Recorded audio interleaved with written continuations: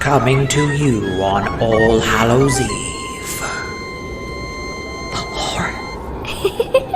It's the little podcast of horrors with James, Christina, and Chris. Hello there, and welcome to our special Halloween episode. This is also episode 5, where we will be sharing personal stories of ourselves and our life experience with the paranormal. I am Chris. I'm James. I'm Christina. And I want to say happy Halloween to everybody who is actually listening to this episode. So this episode, this is going to be a smaller version of what we've been doing. Each one of us is going to be sharing with you guys, the audience itself, a personal experience each one of us has had or not had. And I'm going to go first. So yeah, anybody Get have? Well, Get it first, cracking. what are we drinking for this episode? As always, I am finishing off a Bullet Rye. It's very smooth, very crisp, delicious. Bullet's the way to go. Very good. Very crisp. Very good. Bullets. It's the way to go. Down the back of the throat. I'm drinking a potato chip porter from Martin House. It's a chocolate porter brewed with potato chips and salt, and it tastes better than it sounds. I'm hungry now. Me too. You know, I be hitting that Boda box line, so You just need a potato chip porter with me. that sounds good. It's got this nice taste of chocolate, just Mm. a little subtle aftertaste of potato chip on the end. So like got a salty quality. Yeah, Oh, yeah. that sounds good. Just very subtle, just enough to make you happy. nom nom nom. So I would say that part of the appeal of doing this show, at least for us, this podcast, this kind of comes from our own personal experiences with the paranormal or the unexplained. I mean, whatever you want to call it. I mean, personally, I've had experiences since I was a kid, growing up, you know. So on this Halloween special, I'm going to share with you a personal story that happened to me in my life. As most personal stories do. Yes. And so, start off. And this story revolves around a certain house, which, of course, the address is going to stay anonymous for personal and liable reasons. But the house in question that I'm going to relay the story about, it involves my former stepmother's house. She actually grew up in this home as a child. When she married my father, we eventually ended up moving back into this house. I believe I was 12. And my sister at that time, I believe she would have been 1 year age old. lower than 12. Correct. She was just a year old. I mean, just a little thing. Now, the stories that I'm going to tell you about, they're true. There's not going to be any of me trying to sensationalize this or whatever you want to call it. This is the story as best as I can recollect. This is to the best of my recollection. And you can take that any way that you want, because you don't know me personally. I'm going to take it in a sexy way. You would. So to begin with, nothing really happened as far as I recall, when I moved into The this end. house, I was just thinking that at the end. Nothing happened. Okay. Nothing The happened. end. the end. That's it. Christina, Good your night, story. folks. No, my life is boring. I mean, to be honest, I wish nothing ever had happened. So, the first instant of anything you might consider paranormal, um, or whatever, my father is a musician, and he, every weekend was gone on gigs. And so every weekend it consisted of me, my stepmother at the time, and my little sister. Um, and I had a really good relationship with my stepmother. She's a great lady, even to this day. Absolute respect for her. She's a nice lady. And my sister and I are very close. Extremely. Extremely closed. All that bullet. This episode has been brought to you by Bullets Whiskey. Extremely close. It's very good, It is. crisp, and very good. It's tasty. So the first instance of anything the common person might consider paranormal, it was the night that my stepmother and I were sitting in the living room, and she brought to my attention that there was this distinctive smell of cigarette smoke. And at first I think, as best as recollection can recall, Recalls. thank you. I didn't. I was gonna say I just turned off my light for people that aren't And watching. and it made you pop. Look at you popping. Look at you popping. It's my oily skin. It's good. And so one particular night we're sitting in the living room and she brings to my attention that she smells something. She says, "Do you smell that?" And I do, and I'm like, I do smell that. What is that? And she says, I farted. Her farts smell like cigarette smoke. apparently. Well, if it's the 1980s, everything smelled like cigarette smoke. And This is- nobody should ever be surprised I mean, smelling cigarette smoke in the 80s. technically this is 1992. That's just the 80s part two. But, and I understand to some degree how walls can absorb cigarette smoke and then over time secrete it out. But the thing is, I could see the cigarette smoke in the living room, As it but I secreted. didn't see it in the kitchen. And it started appearing in the back den, in the back of the house.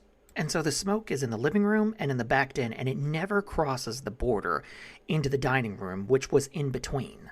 And it got to the point several nights. It was thick. You could see it visibly. Y'all got a Like- 1-year-old too in the house? Yeah, Courtney was... Yeah, my sister was 1 or maybe 2 years old at the time. And this stuff got visible. Like, you could see it.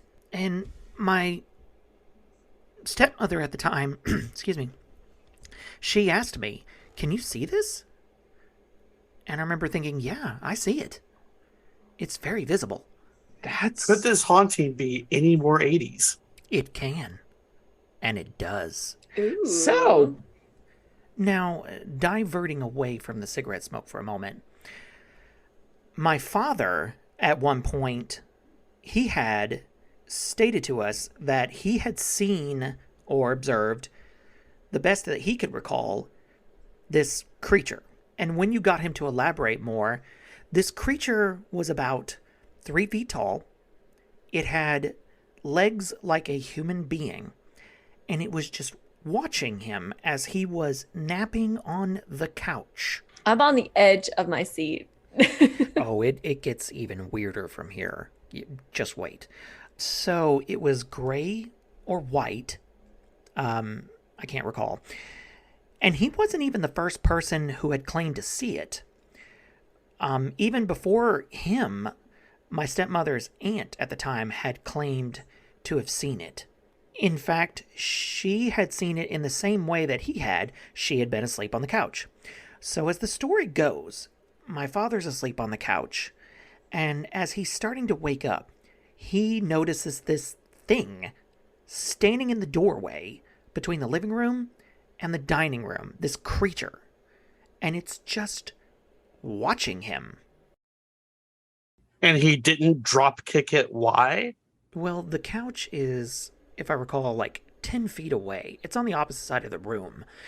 And so, anyway, he comes up with this idea, this plan that he's going to, I guess, try to catch it. I don't know. So, he all at once just jumps up and runs at it, and it immediately turns and squeals and vanishes. What did the face look like? Well, the thing is, they never got a good look at it.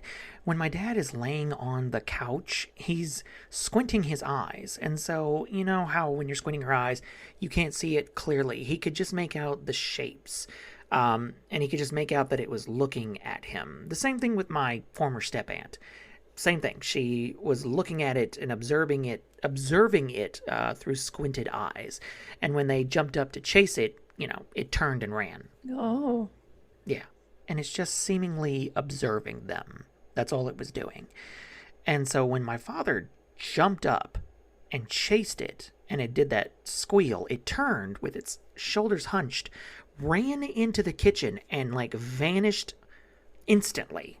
And I remember thinking, when my father relayed the story to me, I remember thinking, what were you going to do if you caught it? For real? Make a buttload of money? I mean, were you gonna grab it? We didn't have a cage. Were you gonna put it in a cage? What? I was asking all these questions. You just put a cup over it.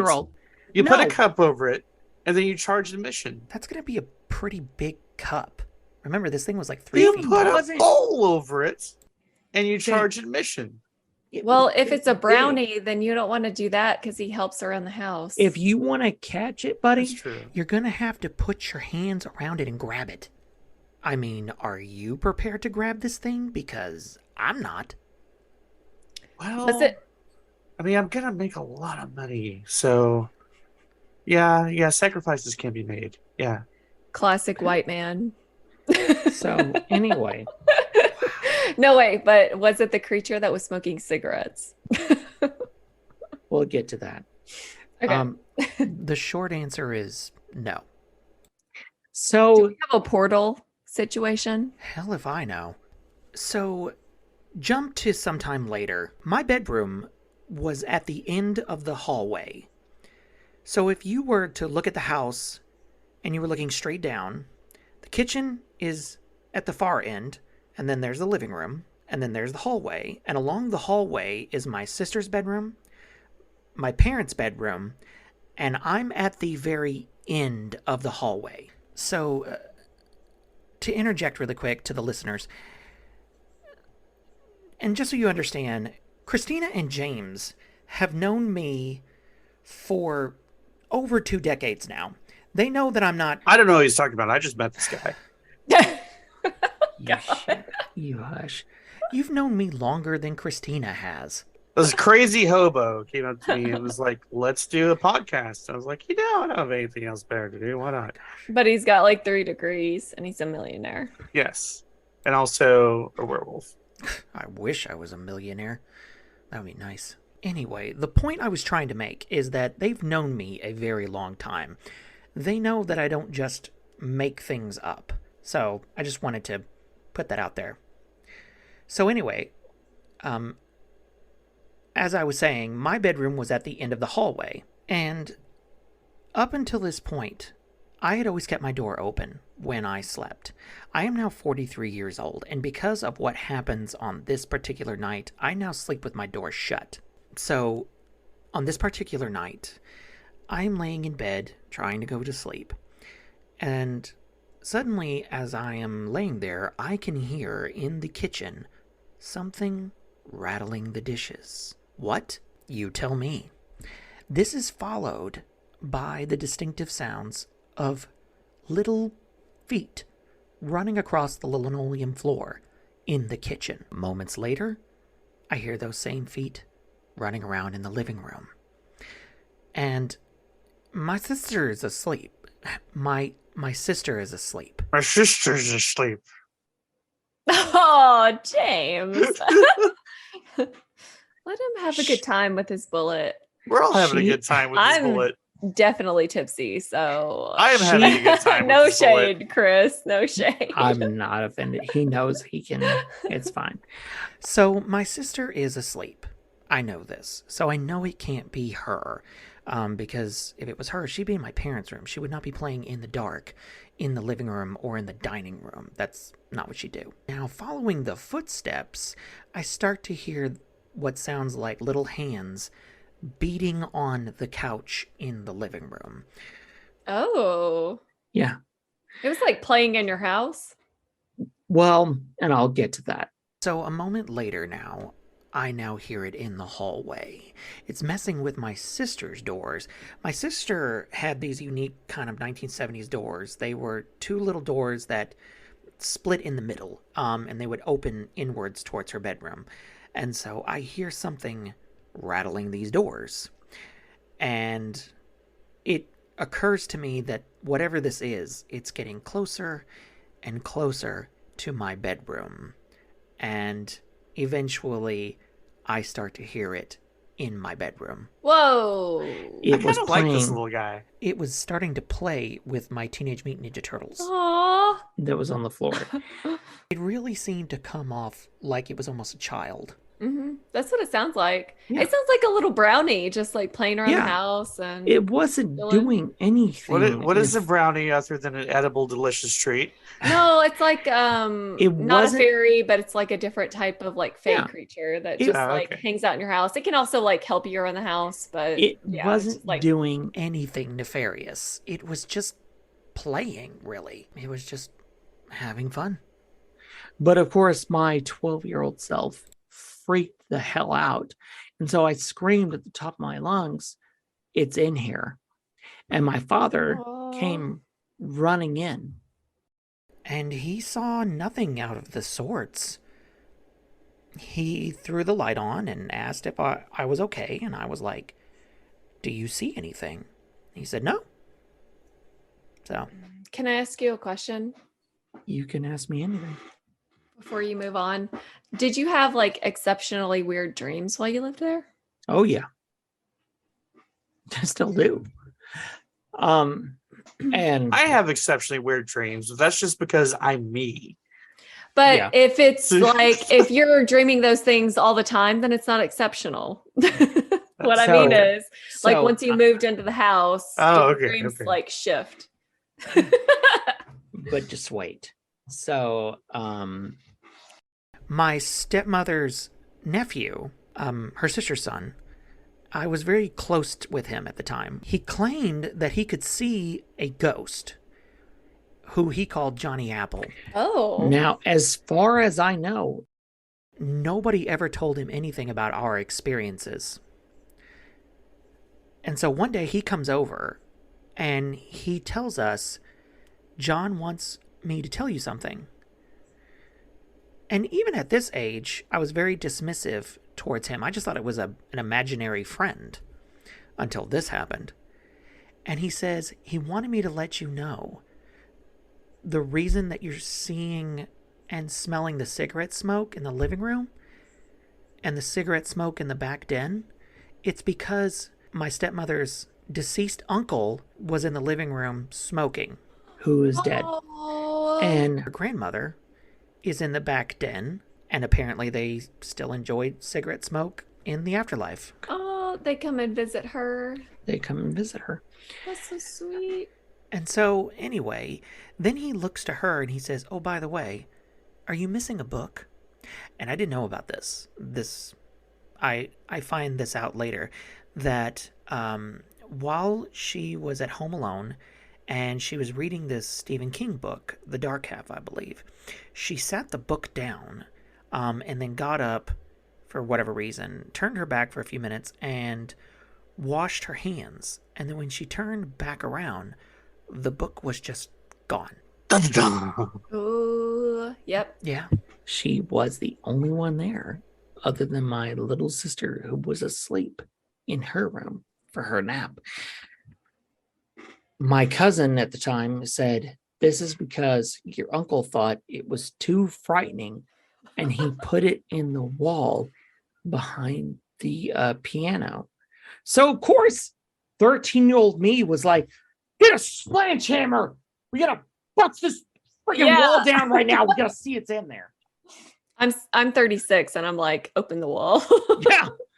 But of course, my father, He said no. So that was it. Oh, we're not going to do that. And I'm like, okay, fine, whatever. Lame. So that was the experiences of my life in that house. Now, we moved out 2 years later. Yeah, I only lived in this house 2 years. And I was married with children. And my sister came over to our house one night and she was like, "Do you remember the house we used to live in?" And I was like, "How could I forget?" She's like, "Well, look it up on one of the realtor apps." So I do. I look it up. And she's like, "Read the comments." And so I pull it up, and one of the first comments says, "This house is haunted as shit." oh my God. Oh my God. Come to find out, that house has gone through renter after renter after renter after renter. My God. People do not live in this house more than a year or two. And they all chalk it up to unexplained, weird circumstances, including and not limited to the room that was my bedroom. My sister told me that at one point, one of the reports she came across was that one of the families that lived in the house after we left, they had a bunk bed, and the kid that slept on the top bunk, at one point, one of the reports said that the kid sleeping on the top bunk said that he woke up and there were faces looking at him. Nice. Creepy. And she wasn't kidding. The time that she told me this, it's not there now. When I looked it up at the time that she told me, yeah, that was one of the top comments. This house is super haunted. So that was the most paranormal experience I've ever had. I want to know what this creature is. I do too. I would love for your dad to do like scene sketches, like where they do the suspect sketches, you know, and Yeah. like sketch out the face and body of the creature. I would very be interested in that. Because that is I also would very be interested in that. that's a personal experience in my James. life that I've carried with me since that happened. And even to the point of in the last few years, my sister, she's very much into the paranormal. She has gone on ghost hunts. In fact, I think at some point in a future episode, we're going to have her on as a guest speaker. Mhm. But she, in the last few years ago, she went to the house when it was up for sale, amongst the dozens of times it's been up for sale. And I didn't know this. She went with my former stepmother, her mom, and they posed as potential buyers, but the house was empty. She went back to my bedroom, the room that had been my bedroom. She said that she sat down and almost immediately something pulled her hair. Oh, I wonder if it would like recognize her. Yeah, like it knew. So whatever was there seems to still be there. Hmm. So and Haunted thus- as shit. yeah. So thus concludes my story, my personal Mhm. Halloween story. Mm. Excuse me. My personal Halloween story. Christina, I do have a story. Is your mic okay? Possibly. He has a new Enough. micro USB cable coming in the mail, so it will be fixed next time. Let's hope. But yes, Christina, I do know that you have a story that you'd like to share for us on this special Halloween Okay. episode. Yes. And there's actually some new stuff that's happened out of the place that I'm talking about. But yeah, anyway. All right. So, yes. So, way back when I was a wee little babe of 22 or 23, I moved into some townhouses with a friend of mine and her little son. They were brand new at the time. So we were like the first ones living in the unit that we rented out. And there was like a first floor and a second floor. So she and her son had the first floor because there were 2 bedrooms upstairs and a bathroom. And then I was on the, did I say second floor or first floor? Crap. Rewind.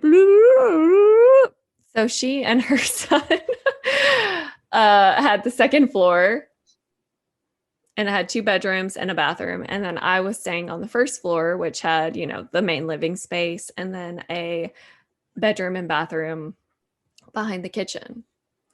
So when we first moved in at night, I would hear probably like around 10 or 11. So like not super late, but I'm an early bird, so I go to bed really early.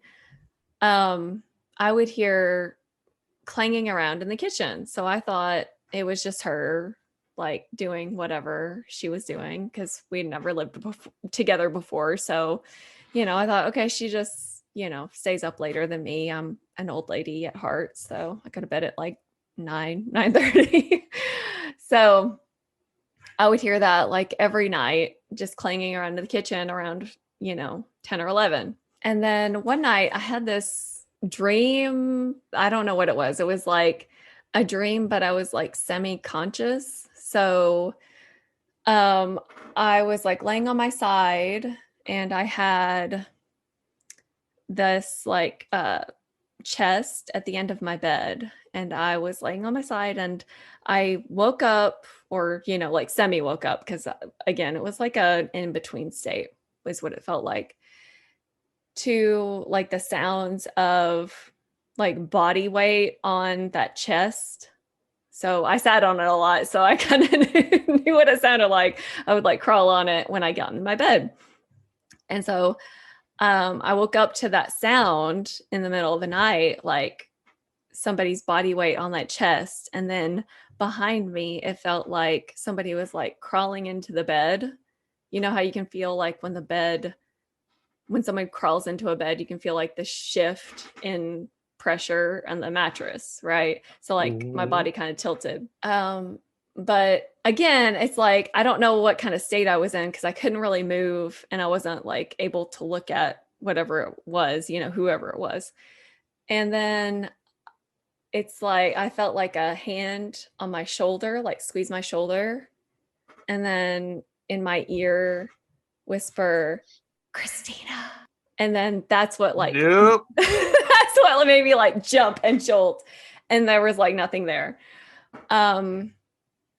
And after that night, I actually had a dream of this lady like wearing like all black, of course, and like with long dark hair, like crawling into my bed and doing like exactly kind of that situation. But in the dreams, I could actually see a person, and it was like this weird lady, like really pale skin with like long dark hair, kind of like The Grudge or something, like somebody crawling into your bed. And she was wearing this like long black dress. Anyway, so those were like weird dreams I would have living there after that experience.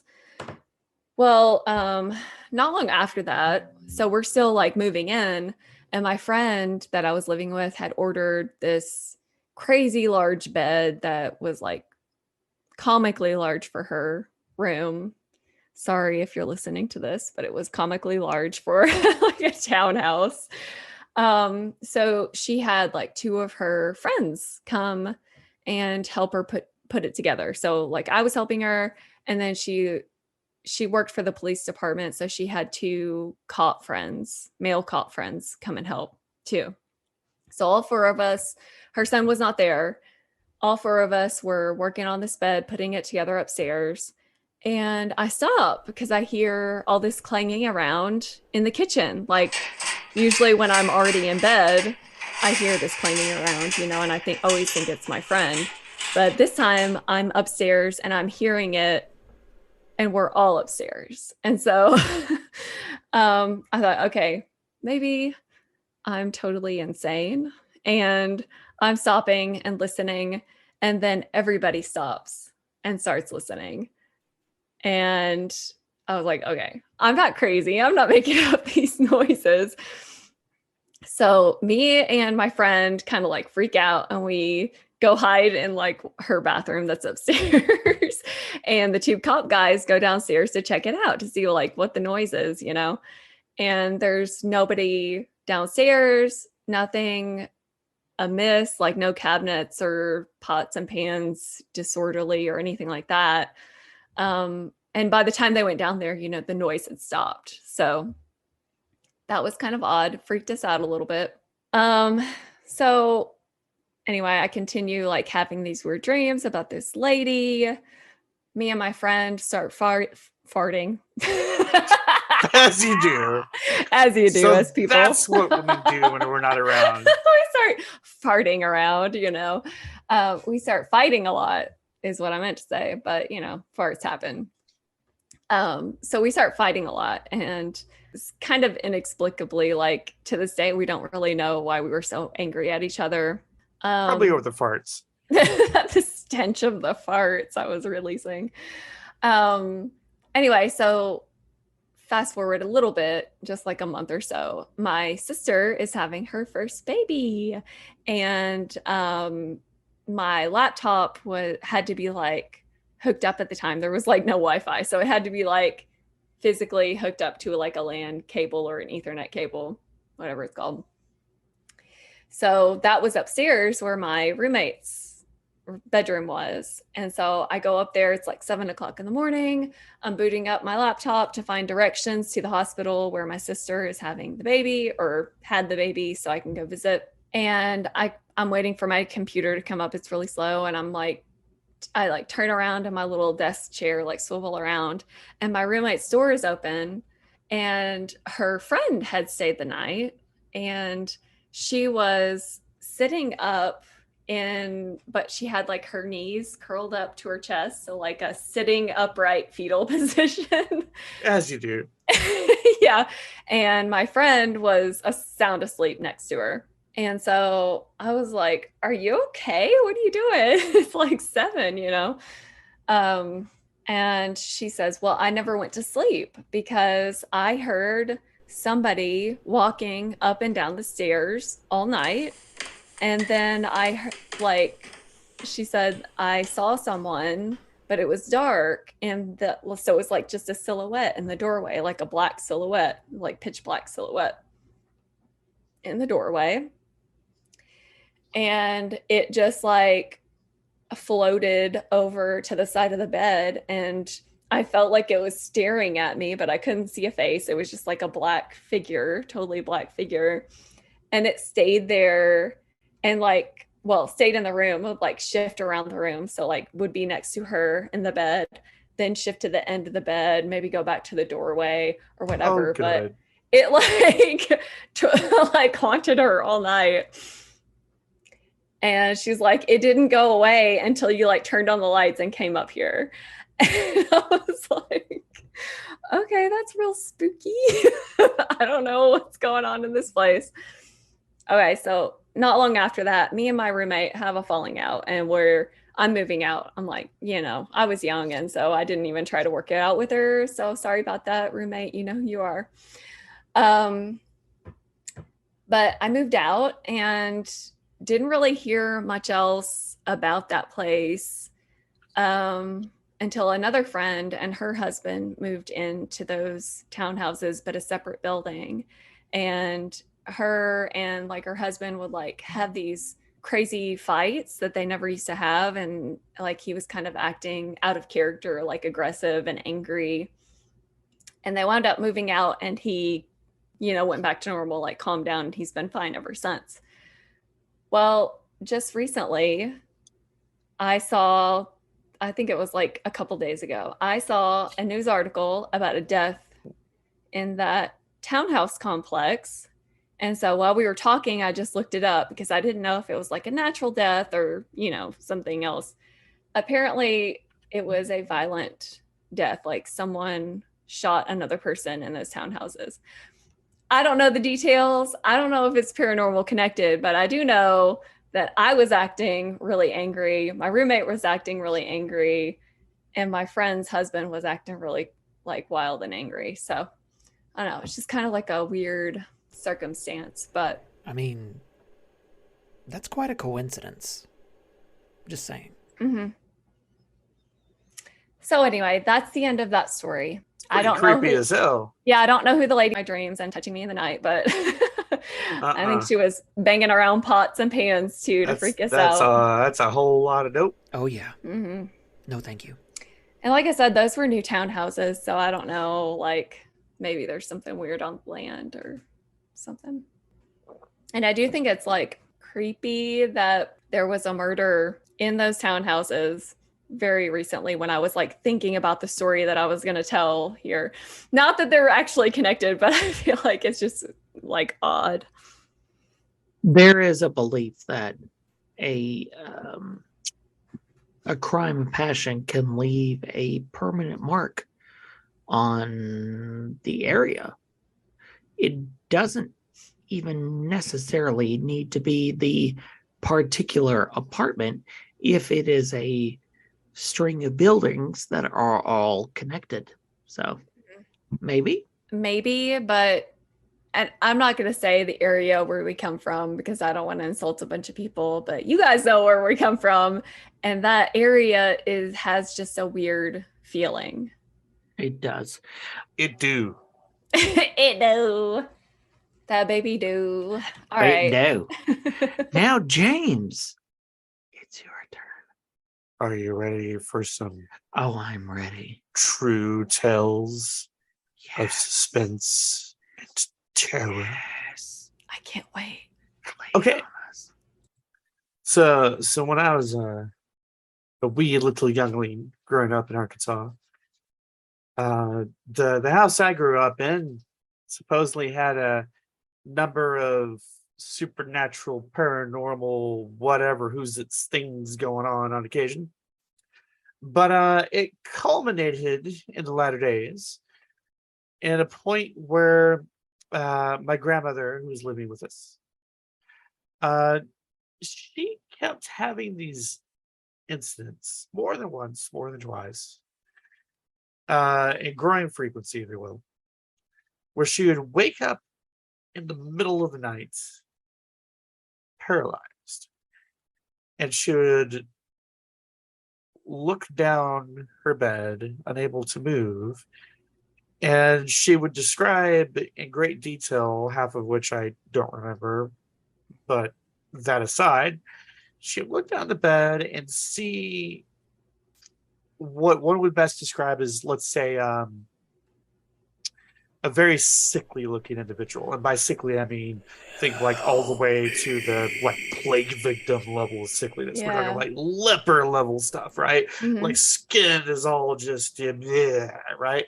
So that level of sickliness looking person just crawling up the bed toward her via the Oh. hands. Like there's not even any leg locomotion going on here. This is just Oh my gosh. pulling oneself up by the hands toward her in the middle of the night. This happened more than once. So this not being the first of crazy stories around my house is like, all right, that's enough. So her bedroom had a little like day bed across the room from her. So it's like, I'm gonna go in there. I'm gonna sleep in that day bed and see if I can catch this occurrence in the middle of the night because I want to see what the hell's going on. So I did this. So the first night, conked my young little self out on that day bed, sleep through the night, and in the middle of the night, I slept soundly. I woke up the next morning just completely rested, and nothing happened. But then Nothing? the next night, I went to sleep in that daybed, ready, waiting to wake up any moment and jump into action. And it was nothing really good night of sleep. I was well rested, woke up the next morning, everything was fine. And never happened again. Nothing ever occurred. Even your grandmother never saw that thing again? Nope, that was it. You scared it off. Behold the power of James, who pushes back the powers of darkness. Now, thankfully, I do have a second story, and this one's actually recent. Ooh, okay. Okay. Do So, tell. so I'll need to give you a little bit of preamble as context here. So, north of where I live in the DFW area of Texas, the Dallas-Fort Worth Metroplex, for those not in the know of the local language, there is a little town by the name of Denton, and it has a bridge, an old bridge, infamously known as the Goatman's Bridge. Ooh. What is the Goatman's Bridge, you might ask? Do tell us. You asking? Well, according to Atlas Obscura, which I'm about to plagiarize, the bridge got its nickname from a popular local ghost story. The legend concerns a successful African-American goat farmer who, in 1938, is said to have been murdered on the bridge at the hands damn. of local members of the Ku Klux Klan, the KKK. It's said that the Klansmen lynched the goat farmer, hanging him with a noose over the side of the bridge. But when they went down below to confirm the goat farmer was dead, his body had disappeared. Oh shit. That's one version. Because you always have to have a version with racism. Like no American story is complete without a little dose of racism. The alternate version of the story is that instead of a goat farmer, the story that circulated is that so the site says the bridge is actually haunted by the Goatman's wife. And then yet another story blames the work of Satanists instead of KKK, which potato. But most versions of the tale tend to include a warning that knocking 3 times on the trusses of the bridge runs the risk of bringing out the goat man. So over the decades, there have been numerous alleged sightings of a ghost-like apparition with a goat head haunting the area. Some locals have claimed to see glowing eyes staring at them on the bridge, while others have claimed to hear splashing in the creek directly below, followed by unsettling laughter. As early as 2017, BuzzFeed Unsolved Supernatural investigated some of these claims. And if you happen to frequent the Supernatural side of YouTube, you've probably seen a video on it. Anywho, my brother and niece come down to visit on her birthday. And they're both eager beaver to go, hey, James, let's go at 2 a.m. in the morning to the Goatman's Bridge. So like, okay, sure. So off we go, driving for about half an hour up north into Denton to the Goatman's Bridge. And we park off on the side of the road because this is a bridge no longer in service. And we go off to the woods and we find the bridge. And here, like on this dark bridge in the middle of the night, we walk across the bridge, stop dead in the center, and knock on the trestles 3 times. Look around. I look down and I find at my feet a message that says, fuck Elon Musk. In bold graffiti, because that was like the biggest thing on the entire bridge. Like somebody had just like written that out in graffiti. And that was like in such large letters, it was the most prominent thing of everything on the bridge. Wow. And that was it. Of course it was. Wait. So wait, But so I guess if Elon Musk ever goes to middle of nowhere to that bridge, he'll know there's some locals that have a bone to pick. he doesn't have friends there. Well, I have folks that got a bone to pick with Mr. Musk. I'm just saying. Maybe the boatman, or the goat man have a bone to pick with Mr. Musk. Maybe it was a message from beyond. I don't know. You know, he pisses a lot of people off. So Well- I'm going to clarify for our listeners. We don't think people that are in the Satanic Church are the same as KKK members. Yes, I we just want to don't. clarify that.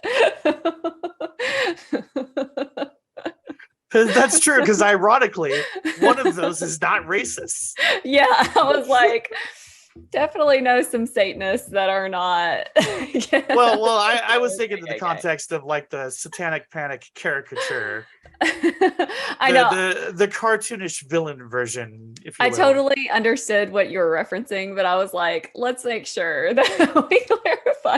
Right. Yes. So yes. The Satanic Church is actually like quite a few notches above the KKK. Yeah. Anyway, but I do want to know, what were the satanic practices that brought about the goat man part of that story? Do we know? That's a great question. I'm sure, like whatever your '80s Satanic Panic bingo card is, just check off those boxes. But I don't know. I don't know specifically. Okay. So, moral of the story: fuck Elon Musk. Yeah. Yeah. Screw you and your electric cars. I would like to thank everybody for joining us for our special Halloween episode. If you liked this episode, please like, subscribe, and share. And then, of course, join us for our next episode, which will be November the 8th. And if you ever have a personal experience that you'd like to share with us, please feel free to email us at littlepodcasthorrors@gmail.com. Hail Ashtar. Fuck Elon Musk. Yeah, screw Elon Musk, you bastard. In that sense, we want to wish everybody a happy and safe Halloween, and we're verily Nay, verily. we are extremely happy. We're verily happy to have you. Hail Ashtar. Happy Halloween.